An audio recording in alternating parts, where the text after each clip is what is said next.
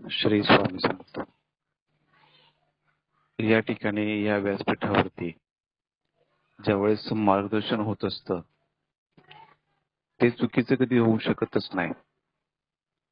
एक स्वामींचा आशीर्वाद असतो आणि ह्या ऍडमिनच्या हृदयस्थ हे श्री स्वामी महाराजांचं स्थान आहे. जेवढे आमचे ऍडमिन आहेत ना, जे अगदी मनापासून स्वामींचं कार्य करतात निस्वार्थ भूमिकेतून, ते हृदय म्हणजे स्वामींचं आहे. दरबार स्वामींचा आहे आणि ऍडमिन लोकांचं हृदय स्वामींचं आहे. मग हे चालती बोलती केंद्र आहेत आणि हे केंद्रातून काहीतरी पॉझिटिव्ह ऊर्जा मिळतेच मिळते. मग ते शब्दातून असो अथवा स्वामी मार्गदर्शनातून असो. तर खूप छान अतिशय प्रभावी असं मार्गदर्शन आमच्या सुरताईंनी केलेलं आहे. त्यासाठी त्यांचं धन्यवाद.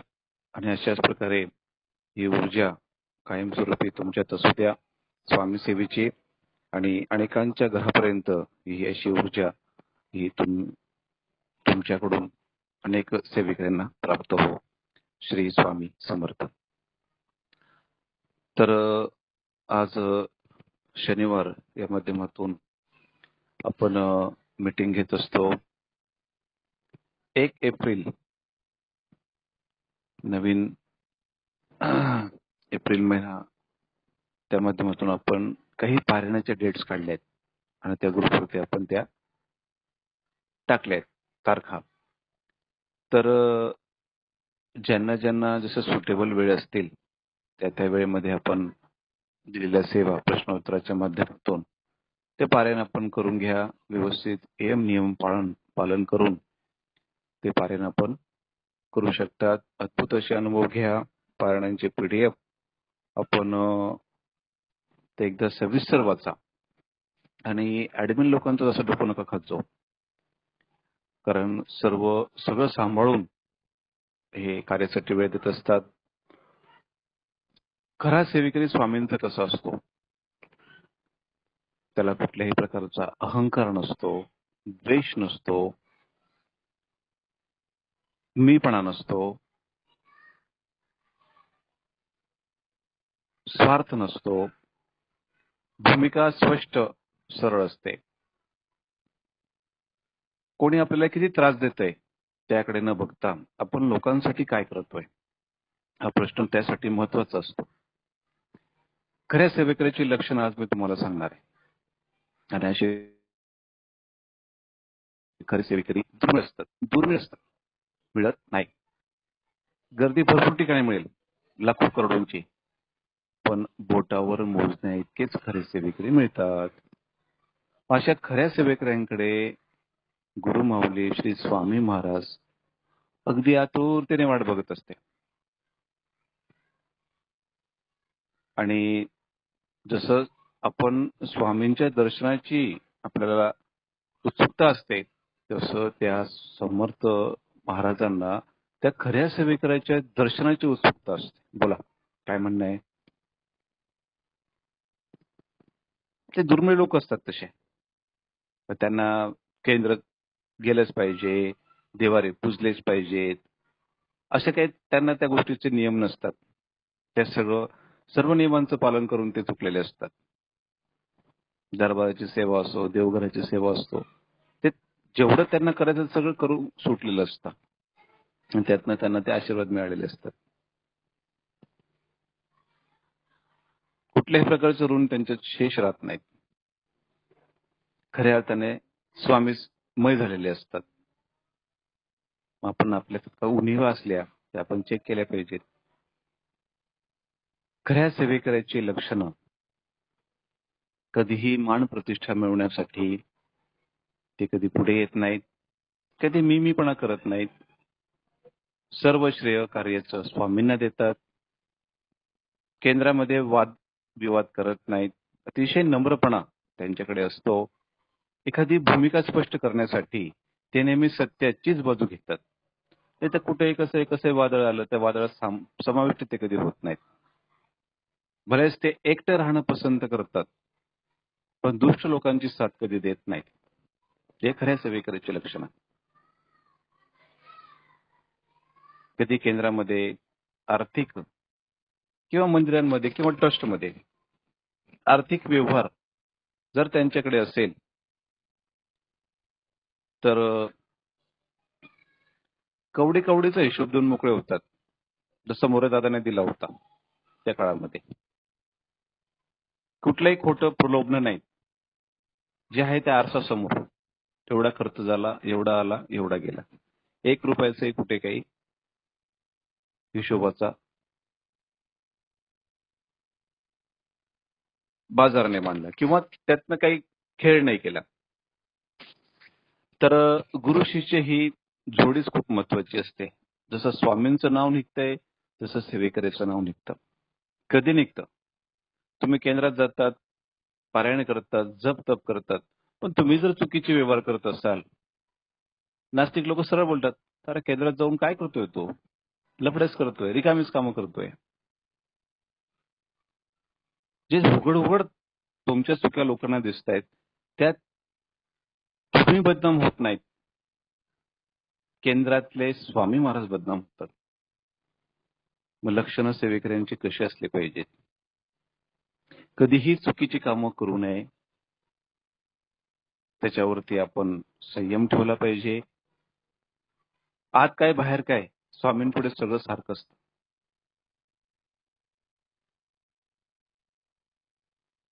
खोट्या स्तुत्या, खोटी वल्गना, अतिशय गोड बोलणाऱ्या व्यक्तींपासून सावध राहणं खूप महत्वाचं. जे अतिशय गोड बोलतात त्यांचा कुठलाच वैरी नसतो आणि कोणी मित्र पण नसतात. ते सतत जिभेवरती मद ठेवणाऱ्या लोकांपासून सावध राहणं शिका. त्यांच्या कुठल्याही गोष्टीवरती भरोसा ठेवू नका. स्पष्ट सरळ व्यक्त बोलणारा असेल, भलेच त्याचा बोलण्याचा राग तात्काळ येईल, पण तुम्हाला काही ठेवणार नाही. लक्षात घ्या, भूमिका स्पष्ट असली पाहिजे. सेवेकऱ्यांमध्ये हे गुण असले पाहिजेत. मागे एकदा बोललो मी स्वामी विवेकानंदांना. स्वामी विवेकानंदांचे जे गुरु होते रामकृष्ण परमहंस, विलक्षण दैवी शक्ती त्यांच्याकडे होती. जे जे भक्तजन दर्शनासाठी येत होते, अगदी काही वेळेसारखी लीला करायची आणि चटकन त्यांची कामं व्हायची. कलेक्टरच्या परीक्षेसाठी एकाने म्हणून प्रार्थना केली. दगडावरती एक रेख मारली त्यांनी कोळशाने आणि सांगितलं, झालं तुझं काम म्हणून जा. घरी पोहोचत नाही तोपर्यंत कलेक्टरची ऑर्डर आलेली होती. अशा अद्भुत लीला ते योगी महाराज करत होते. तर तिथल्या काही साधू जणांनी रामकृष्ण परमहंसांना विचारलं. अनेक सेवेकऱ्यांचा अभ्यास करून काही सज्जन होते पण धार्मिक नव्हते, काही धार्मिक होते पण त्यांचे व्यवहार चुकीचे होते, व्यभिचारी होते. अनेक प्रकारचे साधूंनी संसारातले लोक जन बघितलेत, वेगवेगळ्या टाईपचे. आता हातातले बोट 5 सारख्या प्रकारचे असतात का? कमी जास्त काहीतरी असतातच. काहींमध्ये कमी गुण, काहींमध्ये चांगले. थोड्याफार प्रमाणाचा प्रत्येकाच्या स्वभावामध्ये गुणदोष असतात. परिपूर्ण ह्याच्या विश्वात कोणी नाही. संतांशिवाय परिपूर्ण विश्वात कोणी नाही. तर मग काही साधूंनी परीक्षलन केलं की रामकृष्ण परमहंस यांच्याकडे अनेक लोक दर्शनाला येत होते. काही संसाराची गरजा मागण्यासाठी येत होते, काही आर्थिक बाजूने मदत करत होते, काही सेवा साधण्यासाठी येत होते, काही अनेक प्रकारच्या संसारातल्या गरजा मागण्यासाठी येत होते. सरळ एका साधूने रामकृष्ण परमहंसाला एक प्रश्न विचारला, तुमच्या मते एखाद्या व्यक्तीमध्ये 10 चांगले गुण आहेत, तर त्या व्यक्तीचं महत्व काय तुमच्या मते? रामकृष्ण परमहंसांनी सरळ 0 असं सांगितलं.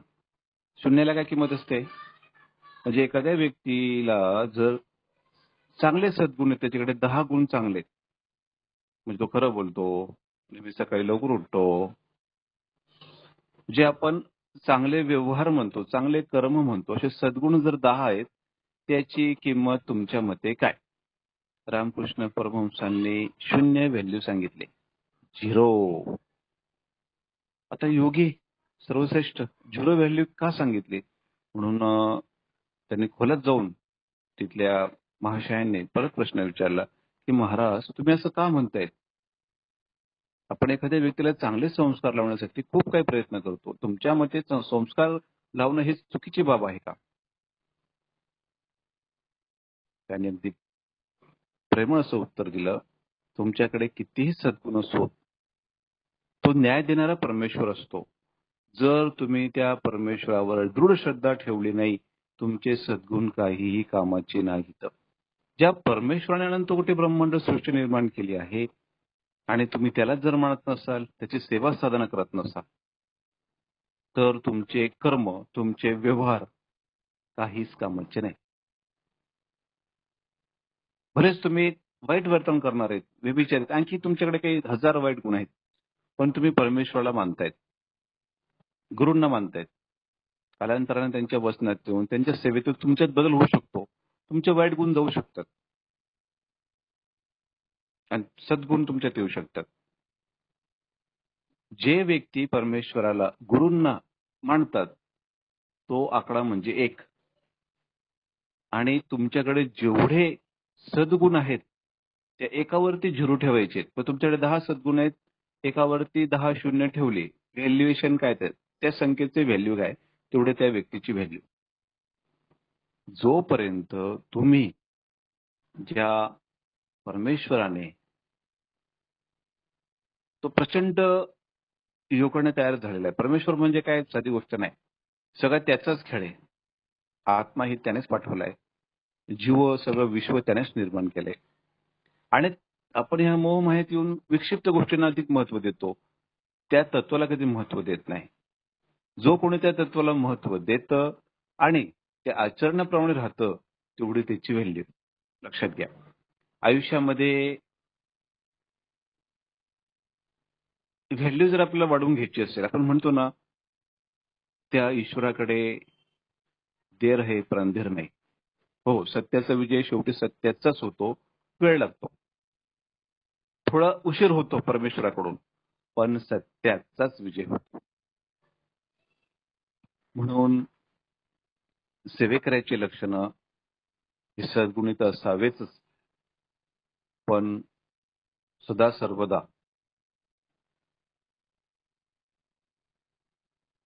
अध्यात्म म्हणजे काय ते आंतरिक चिंतन देखील असलं पाहिजे.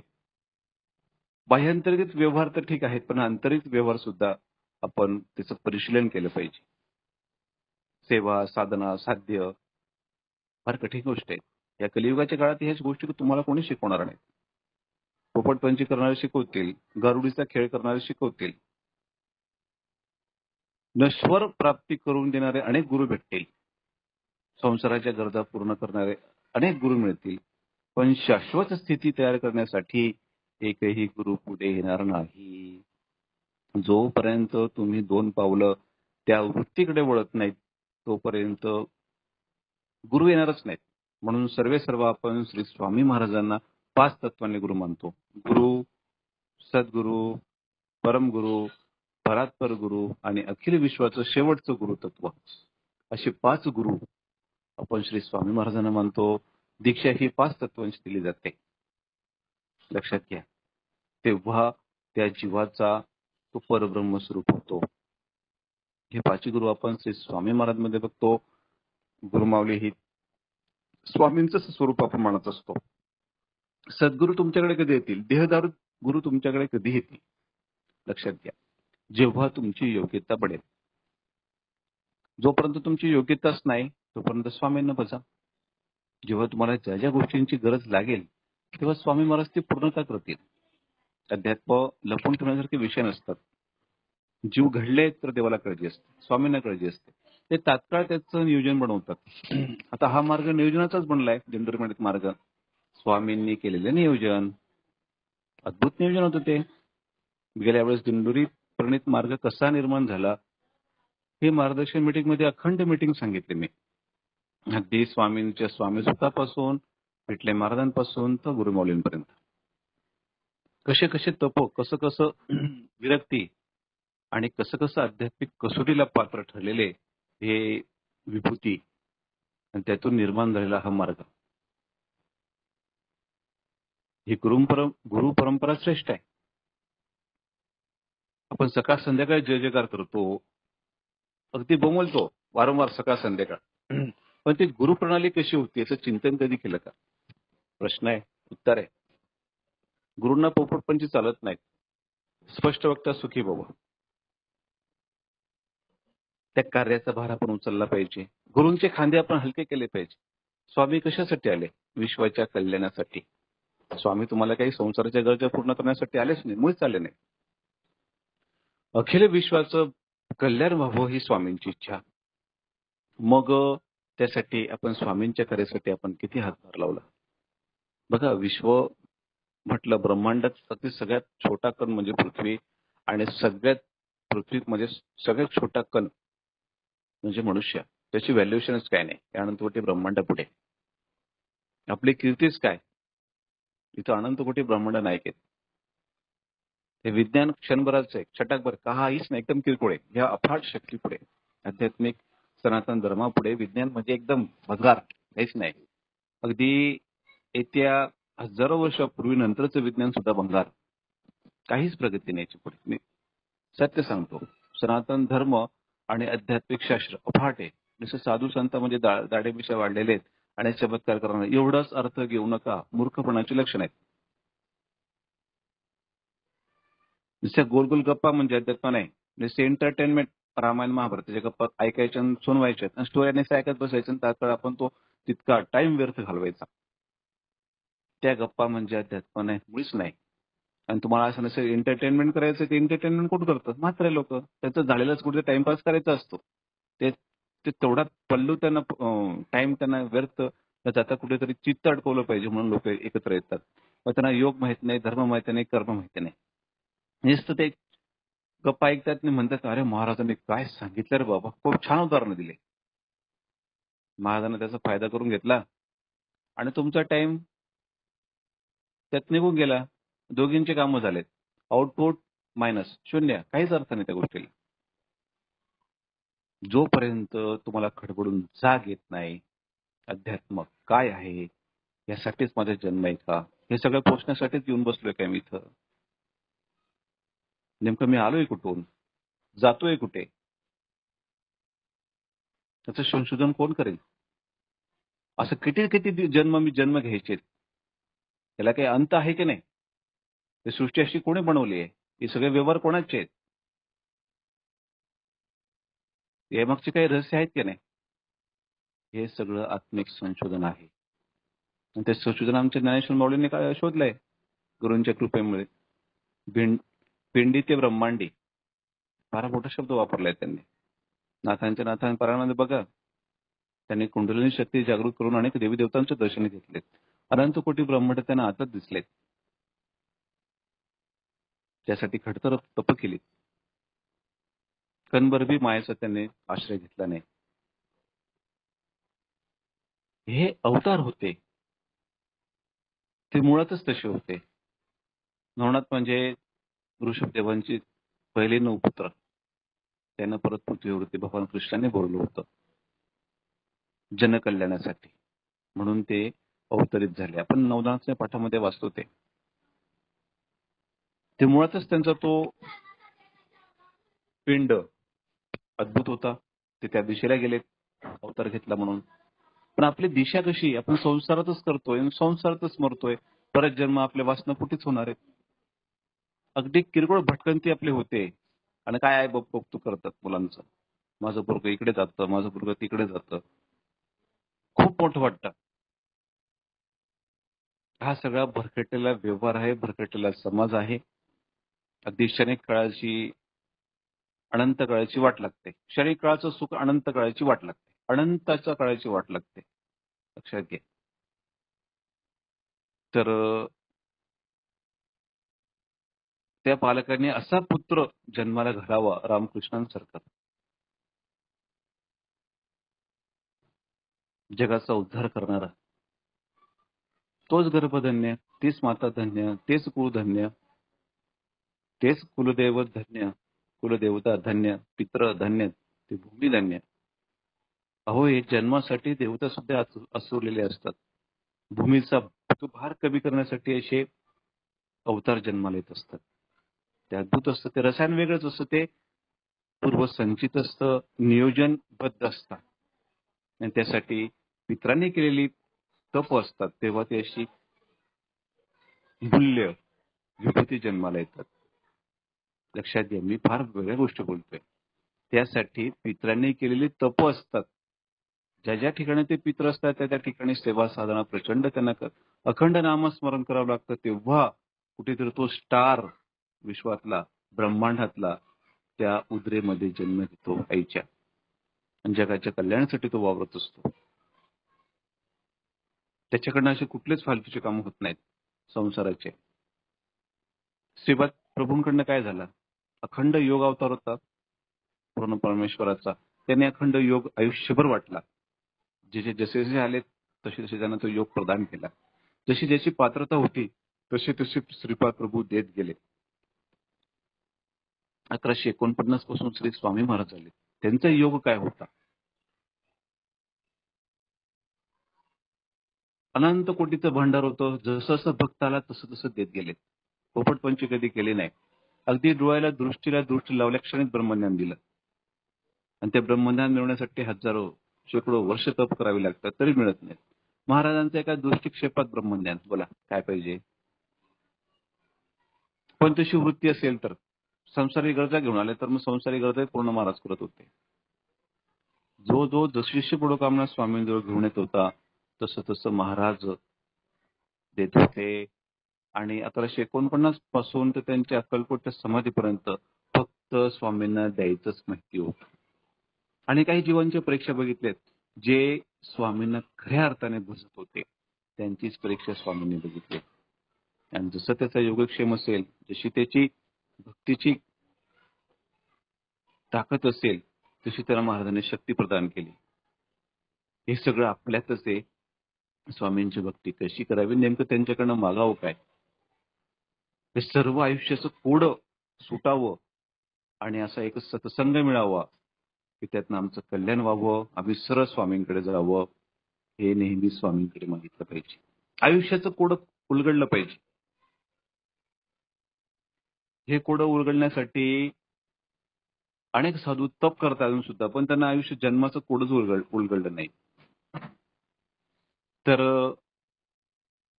हे सगळ्या क्रिया आध्यात्मिक अंतरशक्तीने, अंतर्ज्ञानाने समजून घ्यावे लागतात. गुरु आपल्या हातात असतो. ते अंतर आपल्याला कमी करावं लागतो. ते बाह्यांतर दर्शनावर ते भासात्मक असतात किंवा किरकोळ असतात. आज तुमच्या जवळ स्वामी जरी आलेत, तुमच्या डोक्यावर ते हात जरी ठेवले, त्यांनी तुमच्यासोबत खेळले जरी, तुमचा प्रसाद जरी महाराजांनी ग्रहण केला, तरी त्या एवढ्या मोठ्या गोष्टी नाहीत. लक्षात घ्या. पण अंतरंगीचा प्रवास फार मोठा आहे. स्वामी समजून घेणं फार कठीण आहे. गाद्या मिळणं, पद मिळणं किरकोळ गोष्ट आहे. त्यापेक्षा ते भ्रमित करणाऱ्या गोष्टी आहेत. लक्षात घ्या. भ्रमित करणाऱ्या गोष्टी आहेत आणि त्यांच्या मागे लागणाऱ्या आणखी 7 पट भ्रमित होतात. पद, मान, प्रतिष्ठा.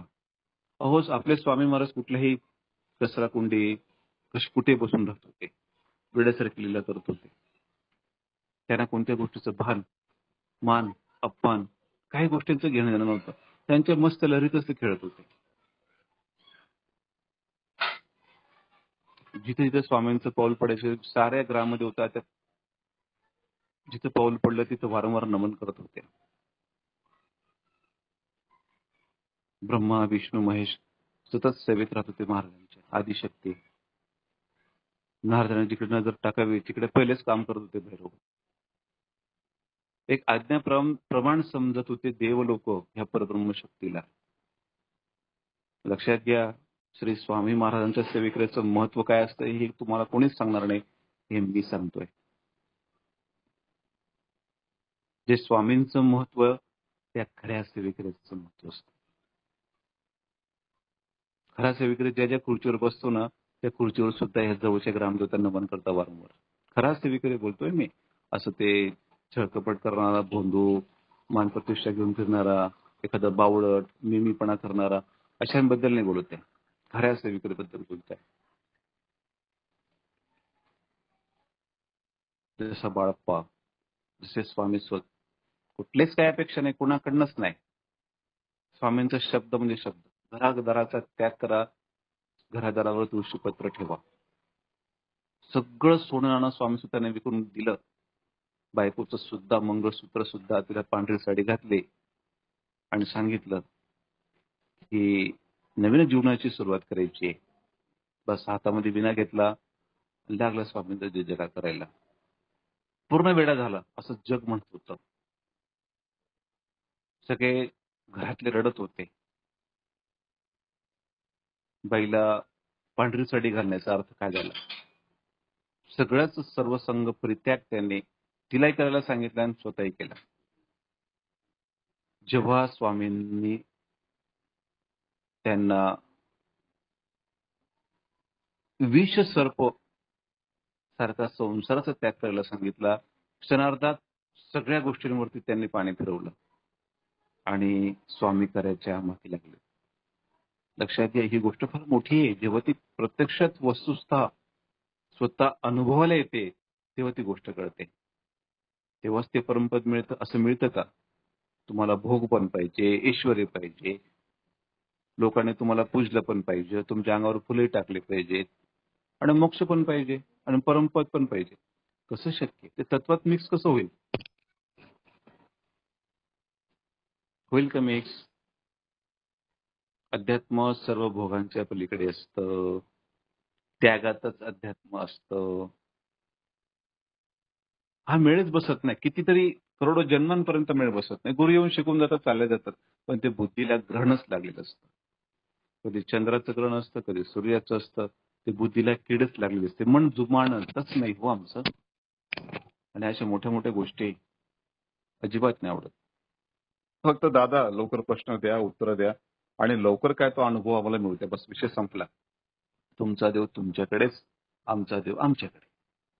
मतिमंद आहेत आम्ही, आम्हाला कळतच नाही. अहो ते स्वामीसूत होते, ते तुकाराम महाराज होते, त्यांच्यात नाही आमच्यात काय तुलना? या गोष्टींच्या मध्ये पडदा टाकून आपण ते गोष्टी, ते विषय टाळत असतो. मग ते रामदेव महाराज झाले, मग ते ज्ञानेश्वर माऊली झाल्यात. मग तुम्ही काय ज्ञानेश्वर माऊली आहात? नाही नाही, ते त्यांचं त्यांनाच जमतं, ते आपल्याला जमणार नाही. ते ह्या गोष्टींमागे आपण लगेच मागे सरकतो.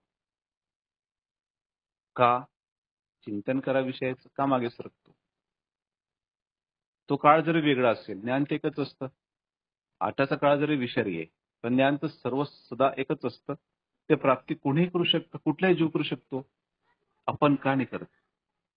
आपण ते विषय टाळण्याचा प्रयत्न करतो.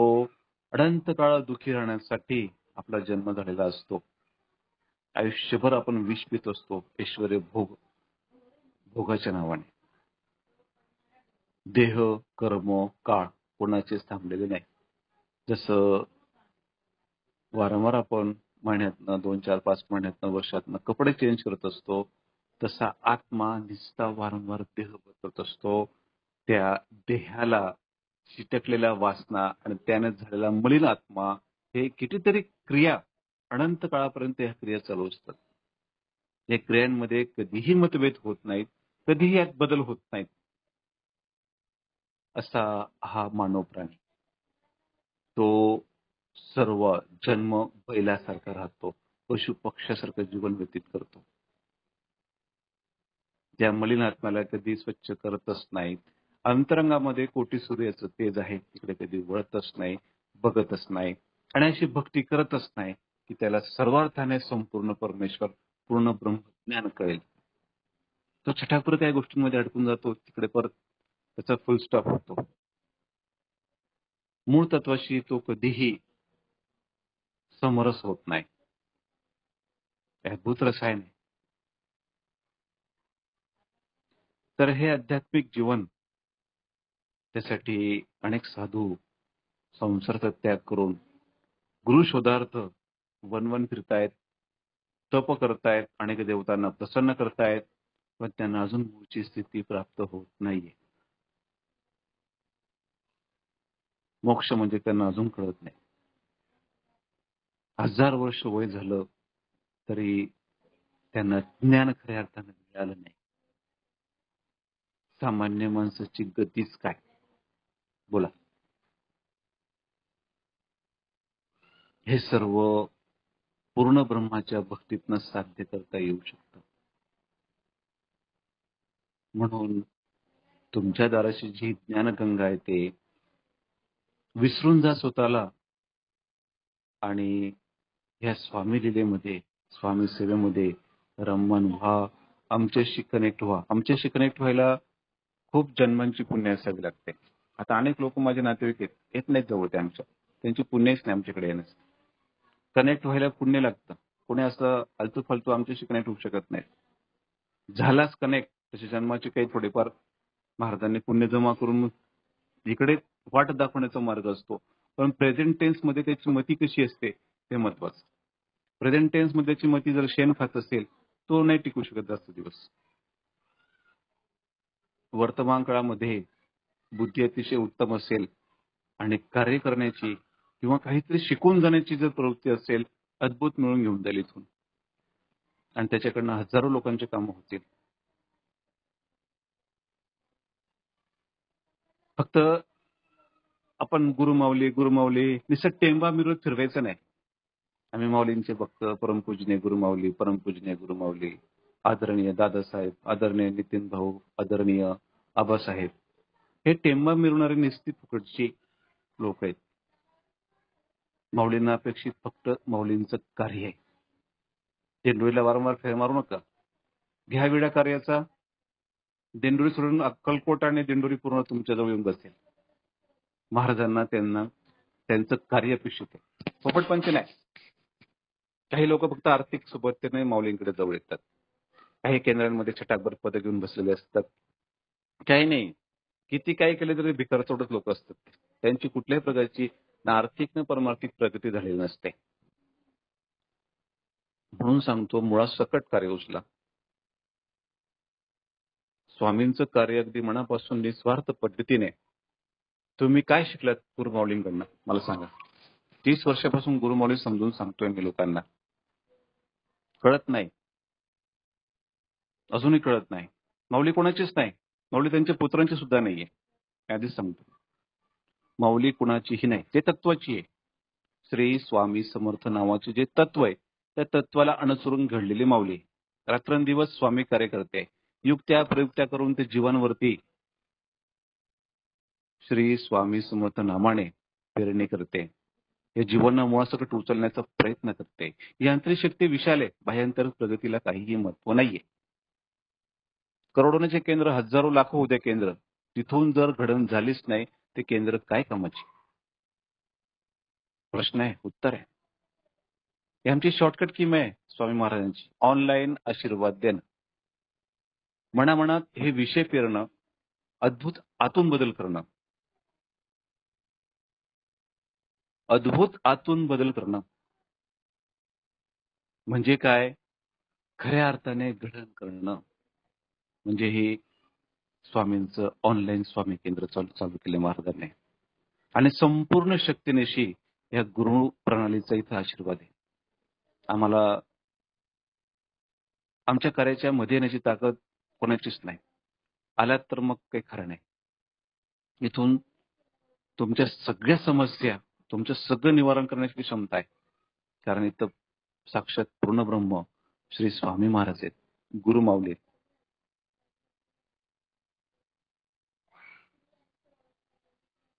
कार्याच्या विडा आहे. अनेकांना आम्ही श्री स्वामी महाराज काय समजून सांगण्याचा अगदी प्रामाणिक प्रयत्न आहे. थोतांड नाही, कुठलाही बाजार नाही, कुठलाही दान दक्षिणा नाही, काहीच मागणं नाही. उलट इथून देणं आहे. सर्वार्थाने ज्ञान द्यायचं. मला ज्ञानी नाही व्हायचंय. ज्ञानी म्हटलं तरी अहंकार निर्माण होऊन जातो. फक्त ज्ञान बनायचंय आणि अनेकांना ज्ञान बनवायचंय. खऱ्या अर्थाने स्वामींचं कार्य समजून सांगण्याचा प्रयत्न, अट्टहास.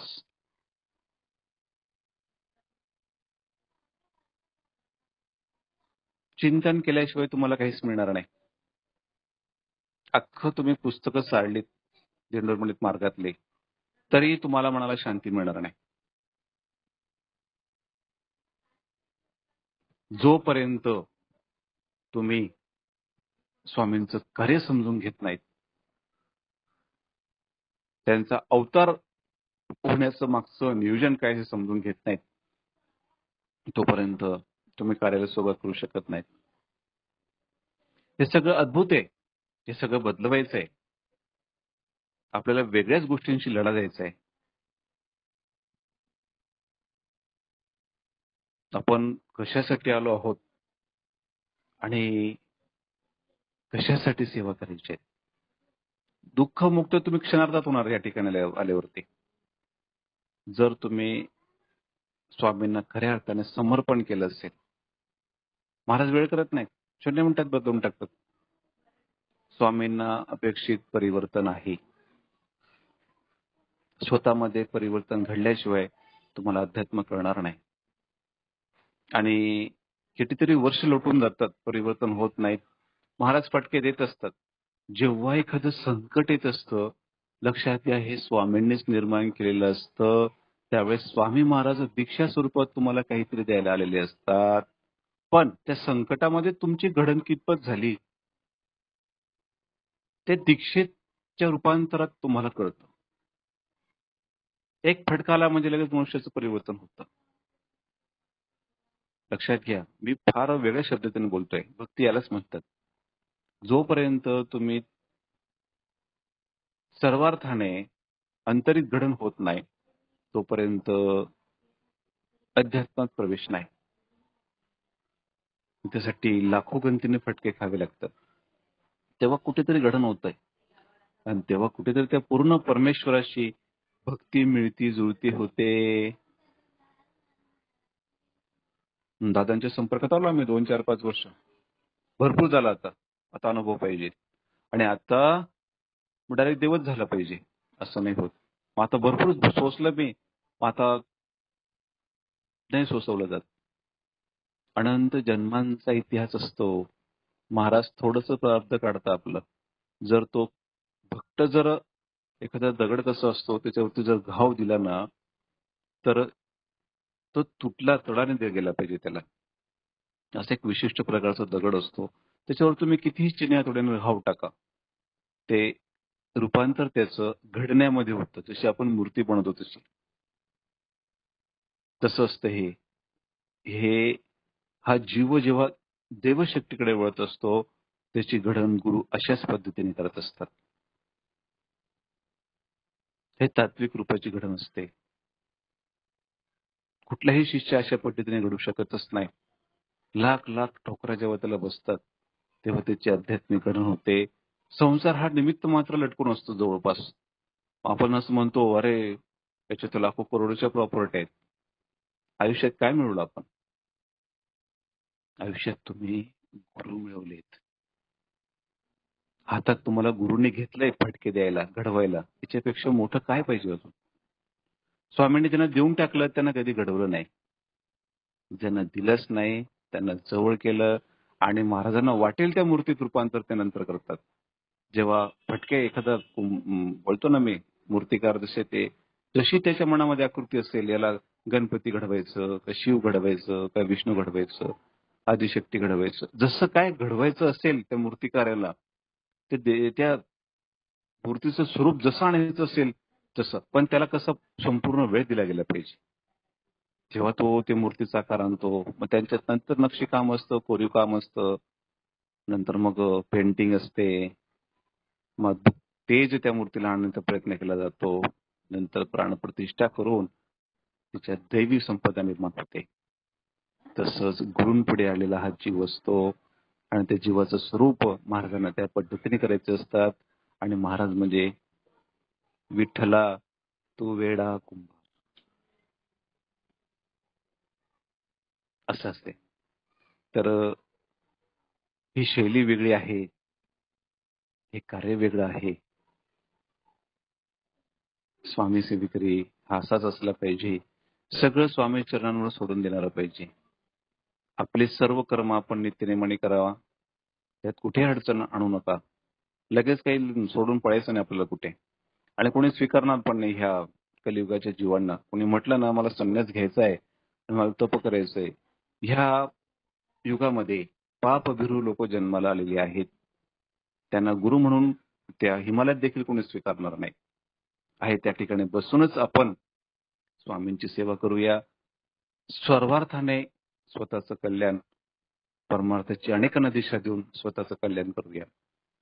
मग भाषा जरी, शैली जरी माझी कठीण असली तरीही तुमच्या मनाला कुठेतरी चिंतन करण्याची सवय लावेल. आज हे माझं कदाचित कडू वचन वाटत असतील, तर स्वामी ह्या आध्यात्मिक वाटेवरती अशा पद्धतीने तत्वचिंतन झाल्याशिवाय प्रगती होत नाही. त्याशिवाय आपलं एक एक पाऊल आपण पुढे सरकू शकत नाहीत. अंतिम स्टेप्स आपण गाठू शकत नाहीत. कितीही वेद पुराण यांचा अभ्यास केला पण भक्ती ही लाख मोलाची असते. अखंड वेद जाणून देण्याची ताकद त्या भक्तीची असते. सर्वताना सगळ्यांनाच साध्य होतं असं नाही. तर फार कमी लोकांना पृथ्वीवरती या गोष्टी मिळत असतात. त्यासाठी आपल्याकडे अनेक उदाहरणं आहेत. भागवत आहे, गुरुचरित्र पारायण आहेत. अनमोल अशी रत्न आहेत. ती ग्रंथ म्हणजे आपली अनमोल रत्न आहेत. तर रत्नांचं महत्व आपल्याला कधी कळेल जेव्हा आपण त्यांची पारायण करू, जप करू, तप करू आणि त्यातनं ज्या लीला होतात स्वामींच्या त्या अद्भुत असतात. खऱ्या अर्थाने जेव्हा डोळ्यातनं अश्रू येतात, स्वामींचे लीलांचं कथन कोणी करत असेल. आणखी खऱ्या सेवेकराचं एक लक्षण असे, जेव्हा कोणी अनुभव सांगितला आणि जेव्हा अनुभवाचं रूपांतर स्वामींच्या लीलेमध्ये होतं, तेव्हा क्षणार्धात डोळ्यात जेव्हा ज्या व्यक्तीचं पाणी येतं, ज्या बंधू भगिनींचं पाणी येतं, समजायचं की स्वामींचं आणि आपलं आंतरिक कनेक्शन खऱ्या अर्थाने जोडलेलं आहे. जेव्हा कोणी एखाद्याने अनुभव सांगावा आणि तुमचे अश्रूनी डोळे भरावेत, समजायचं ह्या जीवाचं कनेक्शन त्या स्वामींशी आहे. तो कनेक्ट झालाय खऱ्या अर्थाने. असं जर कोणासोबत घडलं असेल, कोणी एखाद्याने अनुभव सांगावा आणि त्याचे डोळे भरून आलेत आणि त्या डोळ्यांचे अश्रू स्वामींच्या चरणावर पडतात आणि तो पादुकांचा अभिषेक होतो. लक्षात घ्या. एवढं निर्मळ बनायचं आपल्याला, पवित्र बनायचं, अगदी लहान मुलासारखं. ते बालमन कसं असतं, वय वर्ष 2, 3, 4 वर्षाचं. त्याला कुठल्या काही भावना असतात का? कोणाविषयी द्वेष असतो का? कपट असतो का? काही वासना असतात का? ते कसं निर्मळ असतं. सतचित आनंद स्वरूप असतो. सदा सर्वदा हसणारं बालक असतं ते.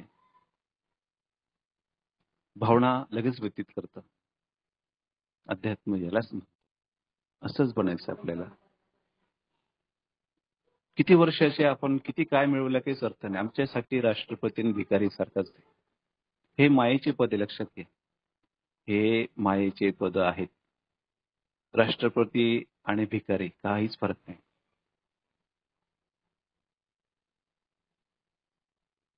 साधू हे कसे असतात आणि त्यांच्याकडे काय असतं? मोठे मोठे राजे देखील दंडवत घालतात, लोटांगण घालतात साधूंना. कशामुळे?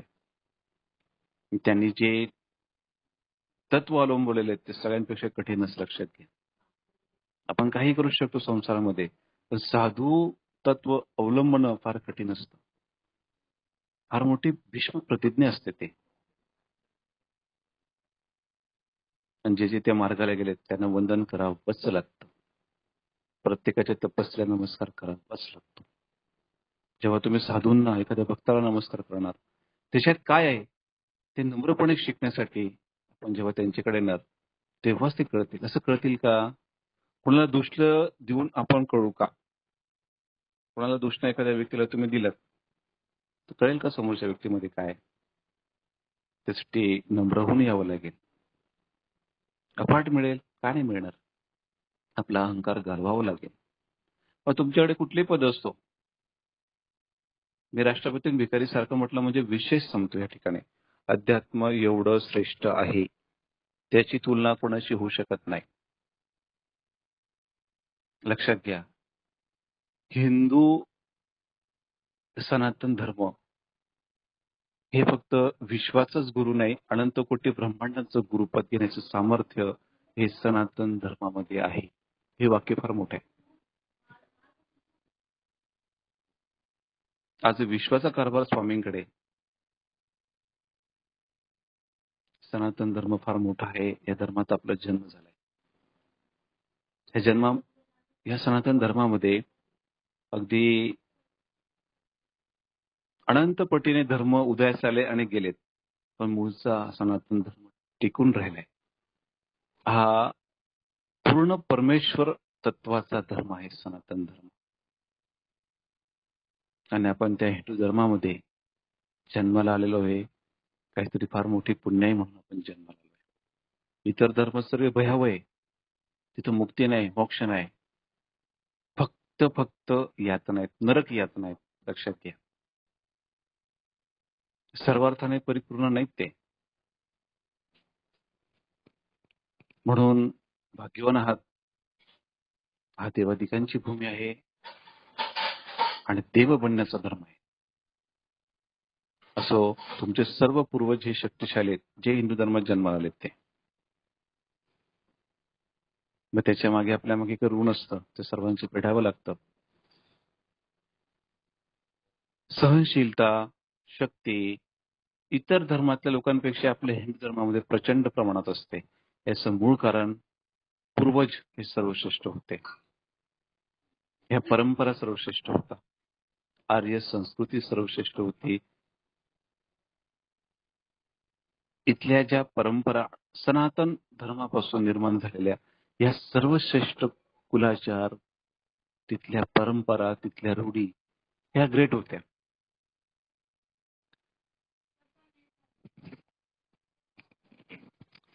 आपण या गोष्टींचा अवश्य विचार केला पाहिजे. खडबडून जागे झाले पाहिजे.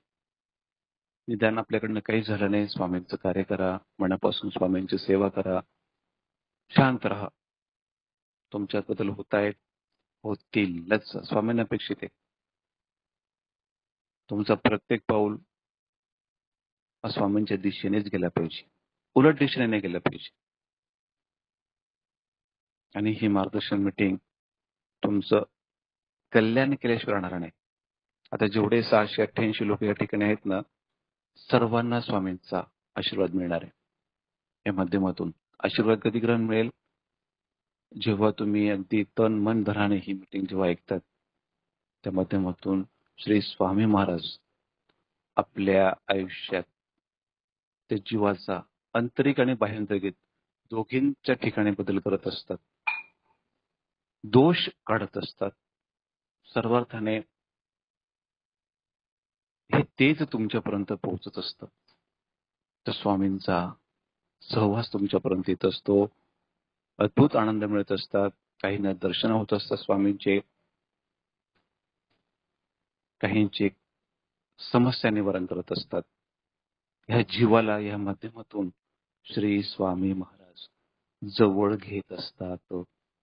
तर ते आमच्याकडे या. जे आमच्याकडे येत नाही ते दूषित लोक असतात. दूषित म्हणजे काय?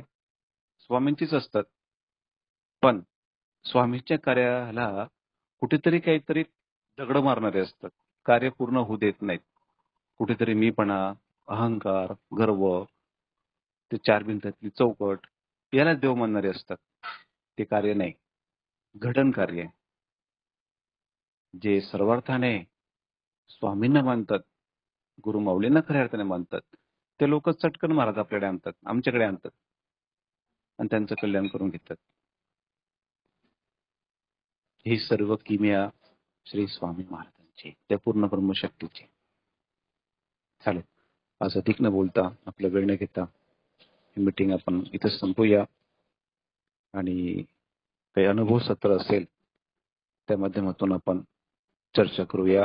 हे अनुभव सत्र जे असतं ना, ते एक परम आनंद देणार असतं. आणि तो आनंद इतका विशाल असतो, तो कुठे मिळत नाही. त्या माध्यमातून कोणाला आलेले अनुभव शेअर करा किंवा काही विचारायचं असल्यास विचारू शकता. श्री स्वामी समर्थ. आवाज येतोय ना माझा सर्वांना? श्री स्वामी समर्थ दादा. हा, श्री स्वामी समर्थ. बोला ना.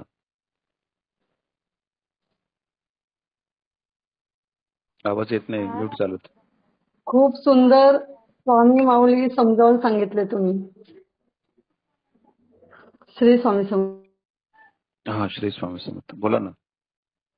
तुमचं तुम्ही म्यूट करताय. नाही दादा, हे सांगायचं होतं.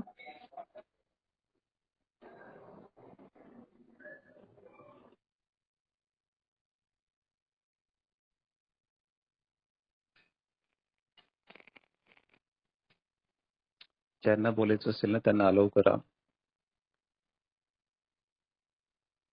कोणाला काही अनुभव शेअर करायचे असतील रुद्रपाठाचे किंवा इतरत्र आलेल्या सेवेकऱ्यांचे अनुभव ते शेअर करू शकतात. काही विचारायचं असेल आध्यात्मिक चर्चा